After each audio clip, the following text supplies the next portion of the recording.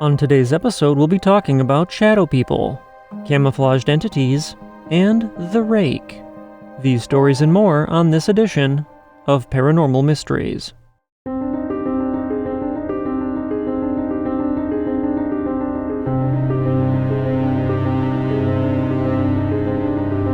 Thank you for joining me and welcome. I am your host, Nick Ryan.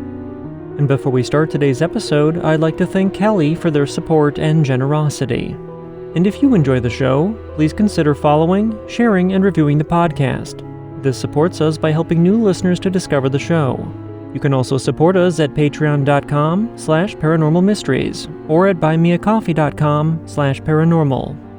And if you'd like to share your paranormal encounter on the podcast, you can submit your story through email at paranormalmysteriespodcast@gmail.com, through voice message at speakpipe.com/paranormalmysteries, or on our website at paranormalmysteriespodcast.com. And of course, all these links can be found in the show notes. And with that in mind, our first listener story comes to us from Toby. And Toby's story is called Life Experiences with Entities. Toby says, "Hello, Nick. I recently found your podcast while starting my new job, and it has kept me entertained and fascinated daily. I have been deciding if I should submit my experiences or not, but after listening to episode 32 with the story from my hometown of Waldorf, Maryland, I decided it was time to share.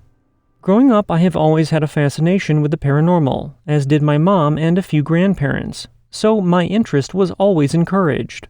I have a natural gift for judging people and places from the energy that they give off, and while I don't consider it being sensitive, I do consider it useful for feeling if a place is safe or not. My experiences have varied over the years, but I am certain as of my later years that I have something attached to me. My best venture to guess when I began to experience the paranormal would be from a time when I was visiting my father, as my parents were divorced. My step-siblings had decided to play with a Ouija board, and I had a bad feeling about it. Being 7 at the time, I had to stay where my older step-siblings could see me, and I was kept in the room as they played, and I watched. It looked spooky, but at the time nothing seemed to happen. That is, until a few weeks later at my mom's house. To understand the rest, I must describe my house. It was a 2-story with an unfinished basement, and the bedrooms and bathrooms were all upstairs. The basement sat directly below the second level of the house, and the first level only had a small crawl space under it. The second floor had a small hallway with 2 doors on each side. On the first left was a bathroom, and across was an office, and then the back 2 were bedrooms. The attic entrance was in the bathroom ceiling, and from my bed you could look out the bedroom door and see directly across the hallway and into the bathroom, or turn over and stare directly at the wall. One night I woke up and felt as though someone was near me.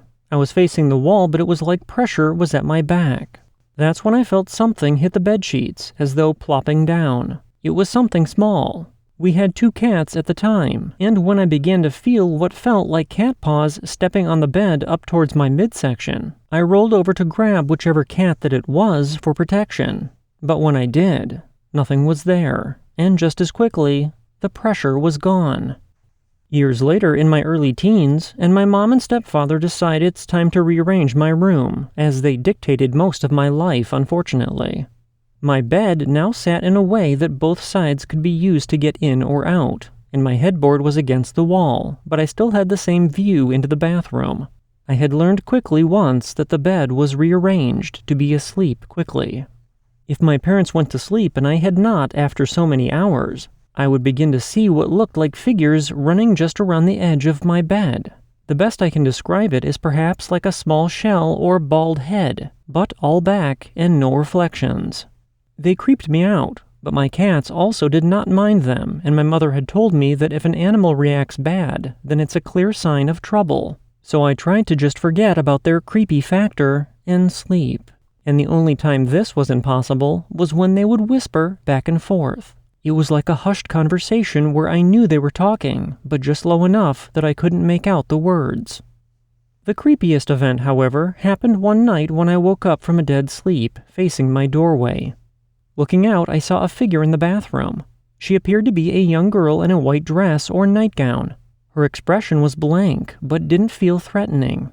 What made me turn over in bed and throw the covers over my head, though, was the fact that she was only visible from the waist up, and she was upside down, exactly where the attic entrance was, and I only ever saw her this once. When I asked about the attic, my mom said that no one had been up there since we moved in, and that wasn't going to change. I heeded her words, not wanting the girl to leave the attic and get closer to me, and I was adamant about sleeping with a closed door anywhere I went after that. When I entered high school, I was finally permitted to stay home alone, given a house key and permitted to sleep with my door ajar, just so long as the cats could get in. This is the time that I realized that whatever was happening at my mom's house was not attached to the home, but to me. When visiting my dad, I would see shadows from the corner of my eye, and if I didn't shift to look at them and simply tried to focus my peripheral when looking forward, I could see them move. They were maybe 2 or 3 feet tall, but they never approached me at my dad's like they did at my bed at my mom's, and I felt that they were the same being. Strange happenings occurred at my dad's house when I was alone, such as a faucet turning on, a toilet flushing, and the bathroom lights turning on and off on their own. While at my mom's house, I would hear footsteps if I was in the basement when home alone, as well as see the shadows from time to time. It seemed like when I was at my mom's, it had free reign, but anywhere else it became, for lack of a better term, a bathroom entity. When I went to college, thinking that I had finally left the spookiness behind me, it started again my second year in. My dorm bathroom would flush on its own, and the light had its own idea of when to be off and on. Once, and only once, I did happen to see what looked like a tall black figure peek out at me from the top corner of the bathroom door, after which I got up and immediately shut the bathroom door. The activity at college was minor, if at all happening. I now live in Pennsylvania, and since moving into my new apartment, there has been some questionable activity. The room in my apartment has the ensuite, and hoping once again that I left the paranormal behind me, I slept with that door open and my bedroom door closed. But this was a mistake. About 3 weeks into living there with my roommates, I woke up on my stomach, unable to move. I was familiar with sleep paralysis, but never experienced it before. After realizing I couldn't move, I felt the room temperature drop, and a pressure at my feet. Then I felt as though someone stepped on the mattress at the foot of my bed, then another step, then a third, and then I realized that something was crawling on 4 limbs up my bed. I felt fingers slide up onto my back as a palm came to rest and push down between my shoulder blades. I kept my eyes closed for fear of what I might see, but felt a cold breath move in, then out, then in, and then out, near my ear. I remember the voice clear as day. It was a low yet non-guttural voice that said, "Here." It spoke into my ear, and I felt the hand push off of my back, and the pressure vanished. I laid motionless with my eyes closed for what felt like forever, but my hand twitched, and I bolted upright with my arm back, ready to punch. Except, nothing was there.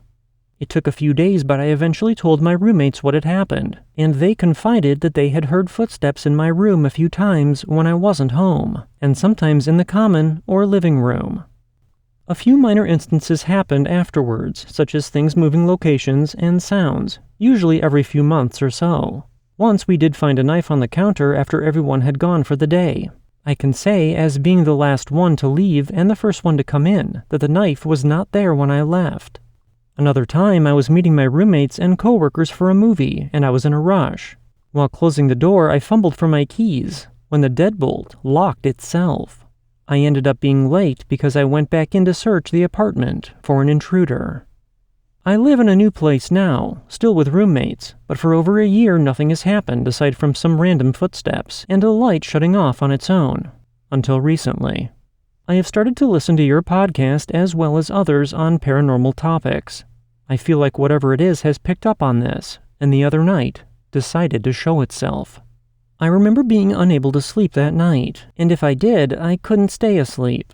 I rolled over, and in the corner of my room where the door and opposite wall met was, as best as I can describe it, a distortion. It looked like the cloaking from the Predator movie, but I could see the distinct outline. It was thin and had long limbs. I didn't see feet, but the hands had fingers that seemed to change in shape. The head looked human at first, but I could make out that its mouth protruded a bit, like a muzzle, and it had 2 pointed ears, which were about 6 inches or so, which flicked randomly. I watched as it stood up and had to hunch still in my room. I didn't feel fear from looking at it so much as I felt unease that it was visible. It was like something that I shouldn't be seeing. It did not approach me, it just stood there. I remember I said something out loud like, "Not tonight," or "Go away," before covering my head with the blanket. I fell asleep fine after that and had a dream that I was conversing with it. I cannot for the life of me recall what the conversation was, but I woke up feeling refreshed and at ease. I don't believe that whatever is attached to me is evil or negative, as it has never tried to hurt me and has only touched me once to my memory. Part of me even thinks it could just be a manifestation of something from my head or a hallucination. As I tell others when discussing paranormal topics, there is more in heaven and earth than man will ever know, and I believe I'll never truly understand what this thing is. Thank you for taking the time to read my experience. Whether or not it is on the podcast is irrelevant, as just typing all of this out has been very cathartic for me. I wish you all the best. Toby. Our next story of the night comes to us from Shadow, and Shadow says, "Hi Nick, I have always been into the paranormal and unexplainable. I found your podcast a little under a year ago, and it gives me the chills. I would like to share this story first, but I have a few more, but that is for a later date. I am pretty sure this story takes place in early December of 2020. I had always been able to sense entities, and when I was little, I could see spirits. I never really liked the house I was living in at the time, as I had gotten the sense of a bad entity on the property from the very first day we moved in. It was nighttime and I had to take the dogs out one last time before bed. My sister and I were taking my puppy to use the bathroom in the yard, and she started barking and pulling on the leash. I was looking at the ground and thought nothing of it. My dog has always hated deer and would bark at them, so I figured it was just another deer that she was barking at. So I looked up while getting a better grip on the leash, not thinking much of it. And that's when I saw it. It was dark, so I couldn't get a great look at what this thing was. All I saw were 2 glowing eyes, and the figure of what I can only describe as the rake. Yes, the creepypasta rake. As soon as I looked up, the feeling of dread in me had immediately gotten worse. This thing had immediately ran across the road and into the deep woods across the street as I looked up. My sister and I had to get the dog inside, and we locked all the doors. I have continued to look into it here and there, and everything I had looked at and researched had confirmed what it was. Luckily, my family and I have moved to a new house since then, and this thing has not followed me. I haven't gotten too many bad feelings in this house, and I have definitely calmed down since then, and I have never seen this thing since. It honestly took a lot out of me to remember this in such detail, but I wanted to tell you, so my stories can be shared. Thanks again, Shadow. Our next story of the night comes from Annika, and Annika's story is called My Dad's Story. Annika says, "Hi Nick, I listen to your podcast while studying, and it is my favorite. My dad is very much a middleman when it comes to the paranormal. He believes, but he still doesn't really care about it.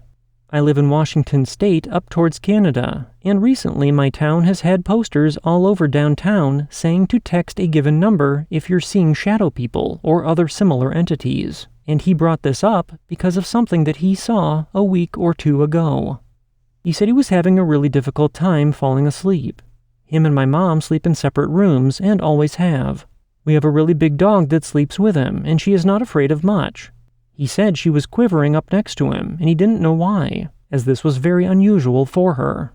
He laid there until about 3 a.m., and then realized that his lamp was on. So he turned on his side to turn it off, and when he turned to his left to lie down again, there was this Native American lady in a velvet long-sleeved blood-red dress flying towards him with her hands out as if she was getting ready to choke him, and she was flying completely horizontally. He said that she resembled his boss, who is an elder Native woman. After he saw her, he turned back on his other side and closed his eyes, and he said that he was terrified but fell asleep quickly after that. I was absolutely petrified after hearing this, and didn't sleep at all the next night. I hope you enjoyed this story. It was short, but definitely scared me to death the other night when he told me. I have other stories if you're interested, but they aren't as scary, but definitely cool. I hope you have an amazing day, and keep up the amazing podcast. Warmly, Annika. Our next story of the night comes to us from Ivory, and Ivory's story is called Psychic Experiences. Ivory says, on July 4th, 2020, my boyfriend and I at the time took a trip to Murray, Kentucky, so I could meet his close friends from high school for the first time. While staying for the July weekend, we stayed with his sister in her ranch-style home with her 2 kids. Before we went down, my boyfriend had explained to me that she had been feeling very depressed and down about life, and she had been in a very dark place. So we went to give her a little company, and also so I could meet her. We had a great and long day of visiting with his friends, and finally it came to resting for the night. While sleeping, I had one of the most vivid and terrifying nightmares I've ever experienced. For those who don't know me, I am a psychic, and I understand that vivid dreams are a lot of the time messages. The dream was of me and my boyfriend sleeping in the same room we were actually sleeping in, and everything was the same.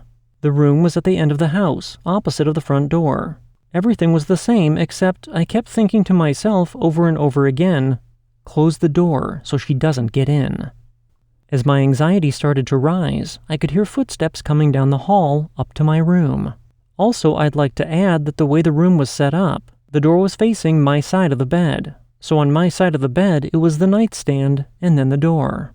As I looked up and began to shut the door, I saw a very angry, heavy-set, and tall woman, maybe about 6 foot, in a nightgown standing in the doorway. Her eyes were glowing red, and her hair was up in a messy bun. She stared at me with the most, "How dare you enter my home?" infuriating look. As I panicked and quickly started to sit up and try to reach for the door to close it, she lunged at me, and at that exact moment, I woke up in a cold sweat and very paranoid. When I woke up, I noticed that the door was open, and I immediately closed it. I woke my boyfriend up to tell him about the dream, to which he said, I also had a nightmare, but to this day he still doesn't remember what it was. After that night, I understood that there was something negative living there with the people of the house. Unfortunately, whenever we left, his sister was still sleeping, and I wouldn't be able to speak with her about this until about a month later. After a month of me hounding my boyfriend to talk to his sister about the nightmare, I was finally able to speak with her on the phone and give her a very detailed explanation of my dream. In her response, she said that she was not surprised, and weird things such as chairs being moved or things falling off tables had been happening in her home for a while. I explained to her how people can die in their homes and become earthbound spirits and stay bound to those places that they've passed away in. She asked if there was a possibility that this entity or spirit was attached to her, and I shouted, yes, and said that the woman seemed to be very protective over her in an unhealthy way. Whenever a spirit attaches itself to a living person, he or she becomes fatigued, drained of energy all the time, depressed in some cases, but overall glum because the spirit is taking all of their energy while being attached. After our conversation, I'd spoken to my friend who is a root worker and deals with spiritual herbal baths and how to clear energy. After a phone conversation with my friend, I was able to relay a great deal of energy clearing work to my boyfriend's sister. After checking up on her a couple of weeks later, the suggested clearing work had been done, and she explained to me that she was feeling much more alive, more driven and determined, and much more like herself. She also mentioned after the smudging of her home that the environment felt so much more relaxing and light. Later that month, I decided to draw out who I thought I saw in the doorway that night in my dream, and when I sent it to my boyfriend's sister, she told me that there was a woman that passed away in that house that looks just like my picture. Go figure. I understand this story is long, but I find it important to show all the variables of this story and to educate those listeners that might need it. If it's appropriate, I will leave my business card along with my drawing of the woman from my dream. Please feel free to reach out for more psychic encounters and intuitive readings. Through love and light. P.S. This is only one of my experiences. I have other psychic encounters if you are interested. For anyone that would like to see Ivory's drawing, I have added it to our forum. Our next story of the night comes to us from Ninka. Ninka submitted her story through our voice message system, and this is what she had to say. Hi, Nick. My name is Ninka. I'm a relatively new listener. I live in Canada, and I really enjoy your podcast and find myself listening to it in the wee hours of the morning. I'd really like to thank you for having such a great podcast and for bringing all these stories to all the listeners. It's just a really interesting little podcast that you've got going on. I really love it. So, anyway, happy to be a new listener. I would like to submit a story that did not happen to me, but rather my mother. So, to start off, my mother is very much a skeptic. She does not believe in aliens, UFOs. She's very weary on believing about ghosts and all that kind of stuff. And I was actually quite shocked when she told me with conviction that this had happened to her. So she's a nurse, and back in the 80s, she was working at a hospital in South Africa. She was working the night shift on the surgical ward, so she was actually still a nursing student at this time. There was a room with 6 beds, and there were only 3 patients in there. So she was just checking the stats of the last patient in the room when she felt a very firm but gentle tap on her shoulder. So she turned around and there was nobody there. She didn't really know what to make of it because she knew that there wasn't anybody else that could have tapped her. She would have heard them come and they would not have been able to leave in time before she turned around. And all the other patients were just post-surgical and still, in pain, relatively not sedated, but still in pain, still sleeping. And so she went home that night after the night shift, and she spoke to my grandma and said, I don't like that this happened, but I felt a tap on my shoulder. So my grandmother told her that taps on the shoulder she's heard are actually premonitions and they're angels, and not to be concerned, that it's nothing to worry about. It's just a premonition or a gentle warning of sorts. So the next night, my mom went back to the ward. She had told people what happened, and she had confirmed nobody else was in the room. So again, late in the night shift, she was in the same room, checking the stats of the exact same patient, kind of a little weary, looking over her shoulder every now and then. But as she was just finishing up with the last patient, she felt that tap again. She whipped around as soon as she could to see if maybe there was somebody there that she could catch. And as soon as she turned around, the man that she had just checked the stats for flatlined. She died. All of the blood from his face was drained. He was white as a ghost. So she called the code and they found out that he had an undiagnosed aneurysm and it had burst shortly after she had taken his stats. And so my mom believes that it was an angel of sorts just telling her that it's okay and that they were there to help escort this man maybe to his next stage in life. Um, she feels guilty, I think, because she wonders if maybe there was something she could have done, but ultimately that the way that it played out is just kind of what happened. But yeah, really interesting story, very eerie. And because my mother told me, I know without a doubt that it is true because she does not believe in ghosts. And if she told me the story, it happened. So kind of interesting. And I hope that maybe I will hear this on the podcast one day. Thanks again for everything that you do. You are fantastic. I love the podcast, love you, love ghosts, except I don't want them in my house. Yeah, have a good one. Bye. Ninka, thank you for your story. As tonight's edition of Paranormal Mysteries comes to a close, I'd like to thank all of you for tuning in, and a special thank you goes out to Toby, Shadow, Annika, Ivory, and Ninka for sharing their experiences. And if you've encountered something that you can't explain, you can contact me through email, voice message, or on our website, and all of these links can be found in the show notes.